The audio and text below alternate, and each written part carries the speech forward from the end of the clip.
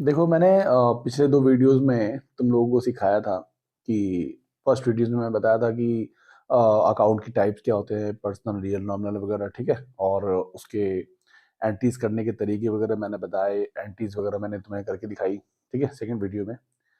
अब देखो क्या है ना कि कुछ स्पेशल एंट्रीज होती हैं, उसे देखना होता है कि क्यों हम करते हैं वो एंट्रीज, ठीक है। सब चीज़ जो भी एंट्रीज होंगी, कोई स्पेशलाइज्ड एंट्री होंगी, जो भी एंट्रीज होंगी ना, उनको उनके कुछ स्पेसिफिक कारण होंगे, टर्म्स होंगे, उस कारण से वो चीज़ें होती हैं, ठीक है।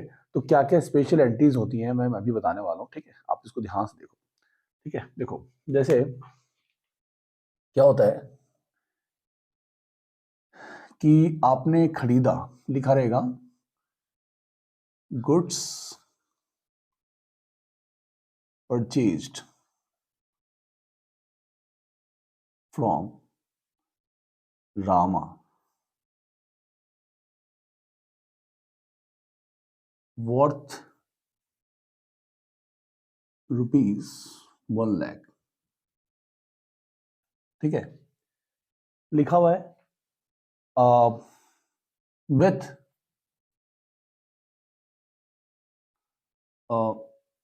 10%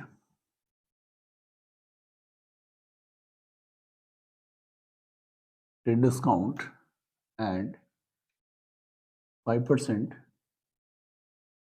कैश डिस्काउंट, ठीक है। आपने क्या किया, कुछ सामान खरीदा है, परचेस किया आपने 1,00,000 रुपए का सामान, ठीक है। 10% ट्रेड डिस्काउंट लग रहा है और 5% कैश डिस्काउंट है। ये ट्रेड डिस्काउंट क्या होता है? ट्रेड डिस्काउंट जो होता है ना, वो क्या होता है कि जब भी आप कोई सामान किसी से खरीदते हो, ठीक है, तो आपको इनिशियली जो डिस्काउंट देता है हैंड टू हैंड, उसको बोलते हैं ट्रेड डिस्काउंट, ठीक है। जैसे आपको सामान खरीदने जा रहे हो, वो कह रहे भाई कितने रुपए का, तो वो कह रहा है कि हाँ भाई इतने रुपए का है, तो आप हमें कुछ डिस्काउंट दे दीजिए। तो वो इनिशियली आपको जो एट रैंडम डिस्काउंट देता है ना, वो आपका ट्रेड डिस्काउंट होता है, ठीक है। तो जो ट्रेड डिस्काउंट होता है उसको कहीं रिकॉर्ड नहीं करते, आपकी जो मेन बाइंग प्राइस है उसमें से वो डिडक्ट हो जाएगा। जैसे आपने कोई सामान 10,000 का लिया, 500 रुपये छूट दे दी आपको, तो हो गया ट्रेड डिस्काउंट। एट रैंडम जो डिस्काउंट मिलती है वो ट्रेड डिस्काउंट होती है। अब क्या है कि मान लो आप जिससे सामान खरीदते हो, रेगुलर ट्रेडिंग करते हो आप, खरीद बिक्री होती है, और कई बार आप उधार भी खरीदते हो, कई बार आप कैश में भी खरीदते हो, ठीक है। तो क्या होता है, नॉर्मली वो जो सेलर है वो जानता है क्या कि आप हमेशा हमारे से सामान खरीदते हो, तो वो हमेशा आपको चाहेगा कि एक उसको आप, वो चाहता है कि आप टच में रहें उसके, हमेशा टच में रहे, हमेशा आते रहें, तो आपको ऑफर्स वगैरह देता रहता है हमेशा। मान लो उसने आपको बोला कि आप हमारे से सामान ले जाओ, आपको हम ट्रेड डिस्काउंट इतना दे ही रहे हैं, प्लस अगर आप कैश में ले जाओगे, जितना पैसा आप कैश दोगे तो उस पर हम डिस्काउंट अलग से देंगे, क्योंकि कोई भी सेलर चाहता है कि ज़्यादा से ज़्यादा उसका सामान जो है ना वो कैश में बिके, ठीक है। तो क्या करेगा, वो आपको बोलेगा, ऑफर करेगा कि आपको ट्रेड डिस्काउंट हम दे ही रहे हैं, मान लो कि 1,00,000 का सामान है तो 10% आपको डिस्काउंट दे ही रहे हैं। साथ में अगर आपने कैश पेमेंट जितना भी किया तो आपको 5% और हम डिस्काउंट देंगे, ठीक है, अगर आपने कैश पेमेंट किया तो। अब मान लो हम कह रहे हैं क्या, पेड 60%, ठीक है, इमीडिएटली। मान लो हमें इमीडिएटली इसको 60% पेमेंट कर दी, हम एग्री हो गया, हम बोले कि ठीक है, हम 60% आपको पे कर देंगे इमीडिएटली, ठीक है। 60% आपको हम पे कर रहे हैं, अभी पे करना चाह रहे, ठीक है। तो ये लिखा हुआ है। तो अब क्या हो रहा है कि इमीडिएटली हम उसको 60% दे रहे हैं, बाकी पैसा हम उधार पे खरीदना चाह रहे हैं, सामान उधार खरीदना चाह रहे हैं। तो क्या होगा, तो हम उस टाइम पे क्या करेंगे कि कैसे निकालेंगे, कितना हमें एक्चुअली कितना कैश डिस्काउंट पड़ेगा, कितना ट्रेड डिस्काउंट पड़ेगा, वो अब हम कैसे निकालेंगे वो देखेंगे। देखो तो क्या है ना कि एंट्री करने के पहले आपको थोड़ी वर्किंग करनी पड़ेगी। जैसे 1,00,000 का सामान है तो उसका ट्रेड डिस्काउंट कितना हुआ, ट्रेड डिस्काउंट हुआ हमारा 10%, है ना, 10%। तो ट्रेड डिस्काउंट 10% इसका निकालेंगे, 1,00,000 का 10% 10,000 हुआ, ठीक है। तो इसको आप लेस करोगे, तो लेस ट्रेड डिस्काउंट, ठीक है। कैसे हुआ? 1 लाख इंटू 10 अपॉन 100, तो 0 करके 10,000 हुए, ठीक है। तो 1 लाख का 10% 10,000 रुपए, तो आपके बचे कितने? 90,000 रुपए। यानी ये जो प्राइस हो गई ना, यही आपकी एक्चुअल परचेज प्राइस हो गई। इसको बोलते हैं हम एक्चुअल परचेज प्राइस, ठीक है।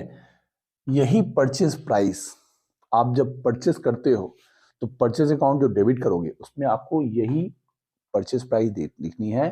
यानी ट्रेड डिस्काउंट घटाने के बाद जो प्राइस आती है वही आपकी एक्चुअल परचेज प्राइस होती है, वही आप लिखोगे परचेज अकाउंट डेबिट के अंदर, ठीक है। तो यही हम लिखेंगे परचेज अकाउंट डेबिट में आप यही लिखोगे, ठीक है। तो परचेज करें या सेल करें, ट्रेड डिस्काउंट काटने के बाद जो वैल्यू आती है, जो प्राइस बचती है, वही प्राइस आपकी एक्चुअल परचेज या सेलिंग प्राइस होती है, ठीक है। तो अब ये 90,000 का सामान हो गया, ठीक है। ये हमारी बात फाइनल हो गई कि भाई 90,000 में वो बंदा हमें दे देगा, ठीक है, और 90,000 में वो तैयार है। अब वो कह रहा है कि आप कितना कैश पेमेंट कर रहे हैं, तो हम कह रहे हैं कि भाई हम आपको 60% इमीडिएटली पे करेंगे, ठीक है। तो आप देखो ध्यान से, 90,000 का 60% पेड कह रहा है, ठीक है। 60% कैश पे करने बोल रहा है, और तो क्या हो गया, 40% क्रेडिट हो जाएगा, ठीक है। तो ये 60% आपका क्या हो गया, कैश हो गया पेमेंट, और 40% हो गया उधार क्रेडिट, ठीक है। तो हमने रामा से खरीदा है, तो 40% के लिए क्या हो जाएगा, 40% क्रेडिट फ्रॉम रामा, ठीक है। यानी आपको यहां पे इसका 40% कितना आया, 90,000 का 40%, 90,000 का 40%, तो 36,000 रुपए, 36,000 हुआ, ठीक है। ये जो पैसा है ये आ जाएगा रामा अकाउंट पे, ठीक है, क्योंकि रामा से खरीद रहे हैं तो टू रामा अकाउंट में ये आएगा, ठीक है।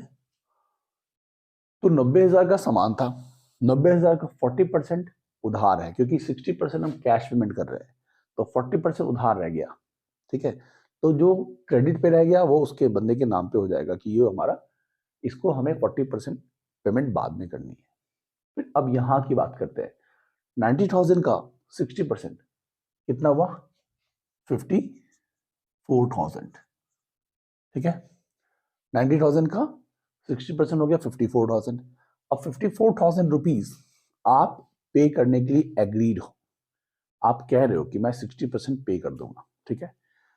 तो ये नहीं कि आपको आपको 54,000 पेमेंट करने हैं, आपको पेमेंट 5% कम करके करने हैं। यानी आपको ये जो 54,000 रुपीज का अमाउंट है 60% जो आप पे करने जा रहे हो, है ना, आपने 90,000 का 60% पे करना है, 1 लाख का नहीं, क्योंकि ट्रेड डिस्काउंट काटने के बाद जो वैल्यू होती है वही एक्चुअल परचेज प्राइस होती है। एक्चुअल परचेज प्राइस का ही 60% आप कैश पेमेंट करना चाह रहे हो, तो 60% हो गया 54,000, ठीक है। अब ये आपको कह रहा है कि आप जितना भी कैश पेमेंट करोगे तो आपको 5% कैश डिस्काउंट देंगे। तो आपने क्या किया, 54,000 रुपीज पे करने के लिए बोला कि हम 54,000 पेमेंट करेंगे, तो उसका भी 5% अब निकालेंगे, ठीक है। तो 54,000 का 5% निकालेंगे, तो लेस कर दोगे cash discount at the rate 5%, ठीक है। तो इसका 5% आपको निकालना है। तो 5% कैसे निकालते हो आप, नॉर्मली आप करते हो ना, 54,000 इंटू 5 डिवाइड बाई 100 करते हो, 2 जीरो काट दिया, और इसको इससे आप मल्टीप्लाई करते हो, ठीक है। तो आपका आता है 0, 5 4 जा 20 की 0, हाथ में बचा 2, 5 2 जा 25, 25 और 2 27, ठीक है, 2700, ठीक है। तो अब क्या होता है आपको करना क्या है, एक तरीका इसमें क्या होता है कि 54,000 का इतना हो गया, आपने निकाल दिया है ना। 5/4 = 20 था, 500, 5/4 की 0 बचा 2, 5/5 = 25 और 25/2 2700। अब एक तरीका और है, आप 5% निकालते हो, ऐसे 54,000 लिखते हो इंटू 5/100 करते हो। एक दूसरा तरीका है 5% निकालने का तरीका, एक और है। कैसे आप निकालोगे, जैसे आपने लिख दिया 54,000, ठीक है, का 54,000 का 5% बोल रहा है, तो बिना आपको इस तरह से ये निकालना है। कैसे निकालोगे, करना क्या है कि आपको दो जीरोस, मैंने एक जीरो इसमें हटा दिया, ठीक है, एक जीरो हटा दिया, ठीक है, और इसका आधा कर दिया, ठीक है, इसका सीधे आधा 2700 आ जाएगा सीधे। 54,000 का 5%, 54,000 का 10% कितना हो गया, 5400, है ना। तो 10% 5400 हो गया, तो आधा कितना हो गया, 2700, ठीक है। तो करना कुछ नहीं है, आपको करना क्या है, जब भी किसी का भी 5% बोलेगा निकालने को, तो अब वो क्या करना है कि किसी का भी बोलेगा तो आप सीधे करोगे 54,000 का 5% बोलेगा तो आपको एक जीरो हटाना है और इसका आधा कर देना है, डिवाइड बाय 2 कर देना है, ठीक है। जैसे चेक करो, जैसे मान लो लिखा है 44,400, ठीक है, 44,400 का 5%, तो क्या करना है, एक जीरो करना है और डिवाइड बाय 2 कर देना है, तो क्या आ जाएगा 2220, ये आपका हो जाएगा 44,400 का 5%। देखो बहुत फास्ट है, बहुत तेज तरीके से कर, किसी का भी 5% निकालना आपके लिए बहुत आसान होता है। करना क्या है, एक जीरो हटाना है और जो भी वैल्यू बची उसको आधा कर देना है, ठीक है। तो ये 5% इमीडिएटली आप निकाल पाओगे, ठीक। अगर किसी का कह रहा है 1/5 निकालना है, ठीक है, 5% और 1/5 की खाली बात मैं कर रहा हूँ, ठीक है। अगर किसी का 1/5 पोर्शन निकालना है तो क्या करेंगे, जैसे मान लो 40,000 है, 40,000 का 1/5 निकालना है, तो ऐसे ही करेंगे, एक जीरो निकाल देंगे और इसका डबल कर देंगे, 4,000 का इंटू 2 कर देंगे, तो 8,000 रुपए, ठीक है। वैसे भी 40,000 का 1/5 8,000 हुए ना, 8 5 जा 40, ठीक है। तो ये आपके लिए बहुत आसान तरीका होता है, इस तरीके से आप निकाल सकते हो, ठीक है। यानी 5% निकालना है तो एक जीरो काटना है और अमाउंट को आधा कर देना है। अगर 5% निकालना है यानी मल्टीप्लाई बाय 5 कर रहे हो तो एक जीरो हटा के आधा कर देना है, यानी 5% निकालने के लिए। अगर आप 1/5 निकालना चाह रहे हो, डिवाइड बाय 5 कर रहे हो, तो एक जीरो हटा के डबल कर देना है, ठीक है। इस तरीके से आप अच्छे से समझ सकते हो। अब देखो यहाँ मैंने कर दिया 54,000 में से 2700 घटा दिया, तो कितना हुआ 0 0। अब 10 में 7 घटाया तो 3 हो गए, ठीक है। उसके बाद फिर यहाँ पे 3 है, 3 में से 2 घटाएंगे 1 हो गया, 51,300।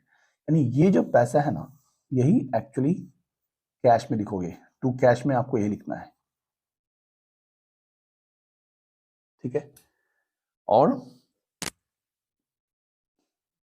ये जो डिस्काउंट था ये आपका हो जाएगा टू डिस्काउंट।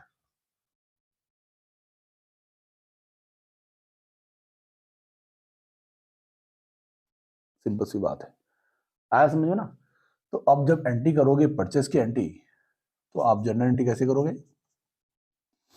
लिखोगे परचेस अकाउंट डेबिट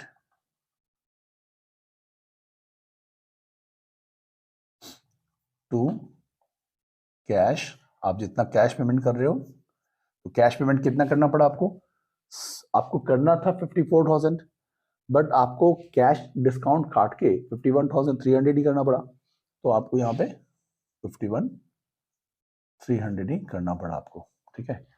उसके बाद क्या करोगे, आपको डिस्काउंट लिख देना है टू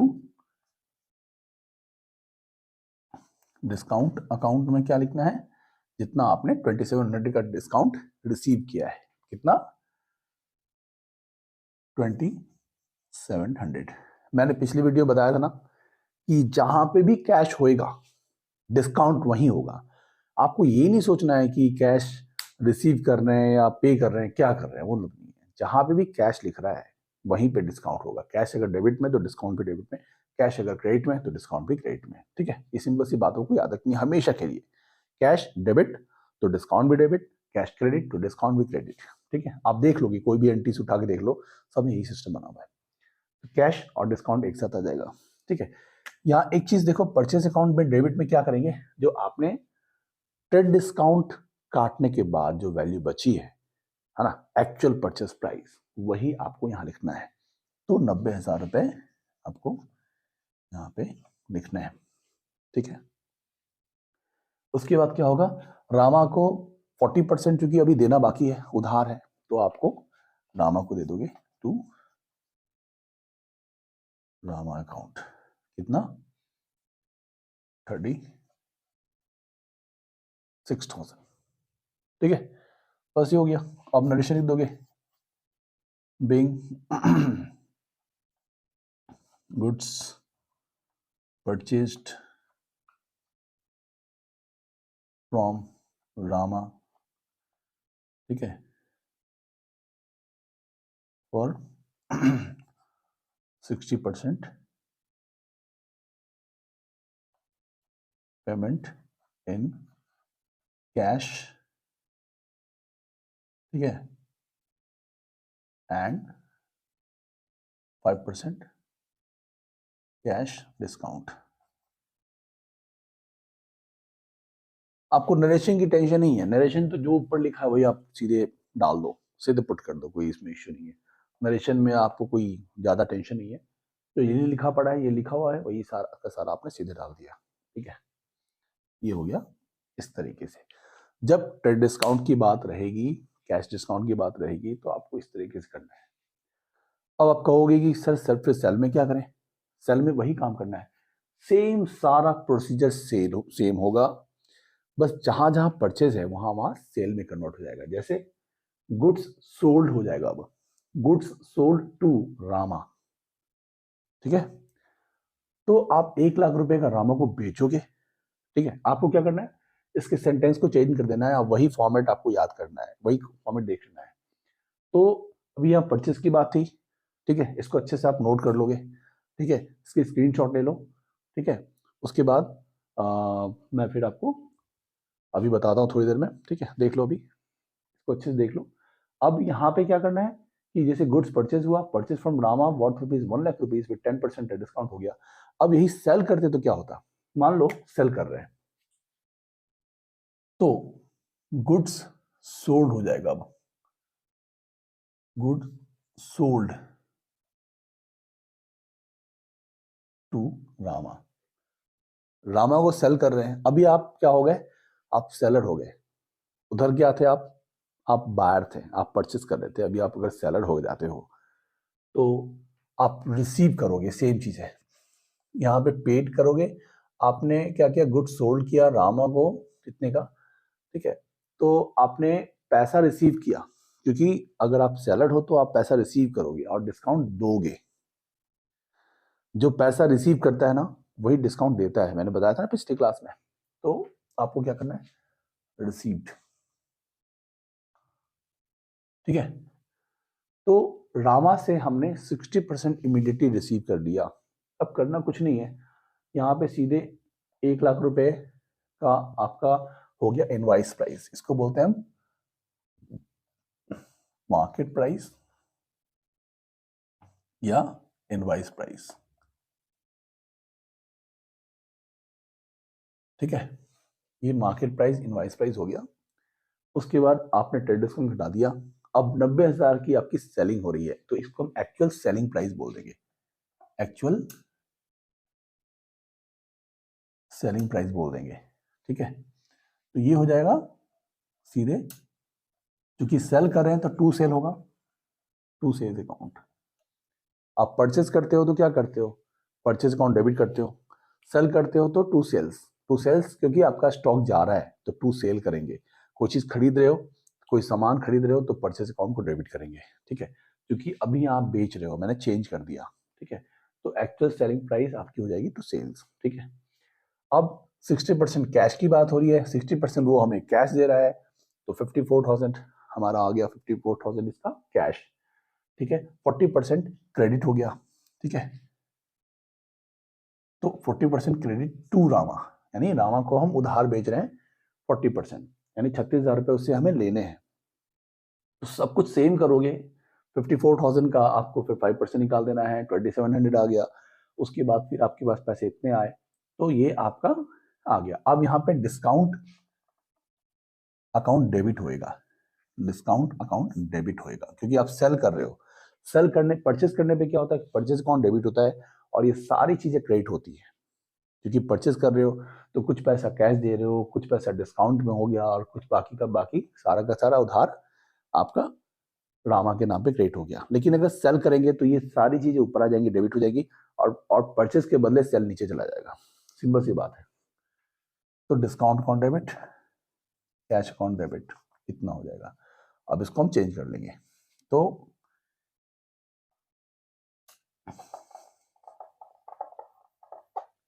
अब हो जाएगा